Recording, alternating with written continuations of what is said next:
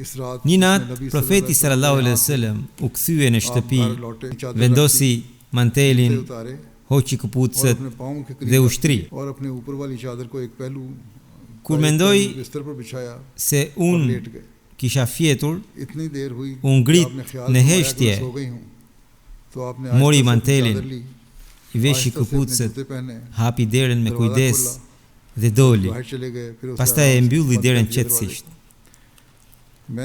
Edhe unë u çova, mora shamin dhe mbulesën e sipërme dhe e ndoqa derisa profeti arriti në varrezat Jannatul Baqi.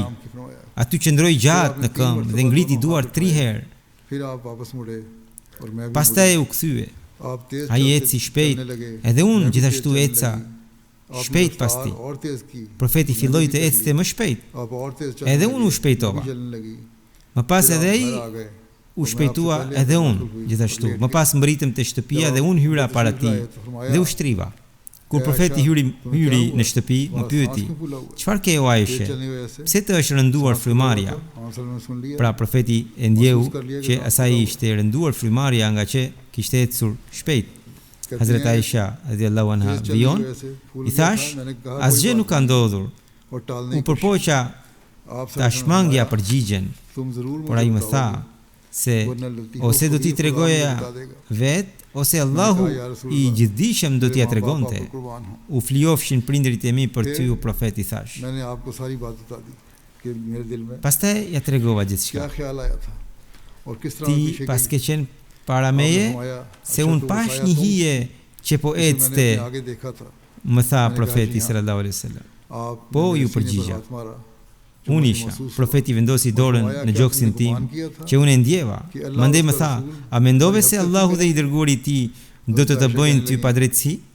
Hazrat Aisha i tha: "Disa njerëz fshehin gjërat, por Allahu ua di gjithçka, andaj edhe unë ta tregova gjithçka, o i dërguari i Allahut." Profeti sallallahu alaihi wasallam i shpjegoi duke thënë: "Gjibraili më kishte thirrur mua, nga që këtë ai e kishte mbajtur të fshetë për ty, edhe unë nuk ta tregova. Allahu më urdhëroi të shkoja te banorët e Bekiut, pra në varrezën Jannatul Baqi, për të kërkuar falje për ta. Unë nuk të zgjova nga frika se mos ndiheshe e vetmuar. Pra, po ta zgjonte profeti atë, ajo do t'i thoshte jam vetëm."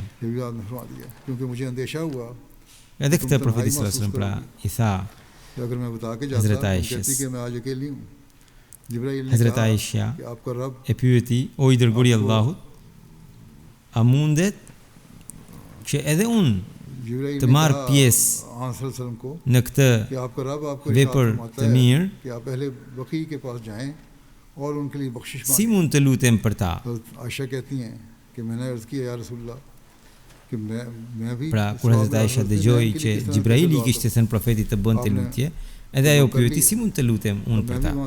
Atëherë profeti sallallahu alaihi wasallam thotë ajo: "Më mësoi këtë lutje: Paqja qoftë mbi banorët e këtij vendi, prej besimtarëve dhe muslimanëve.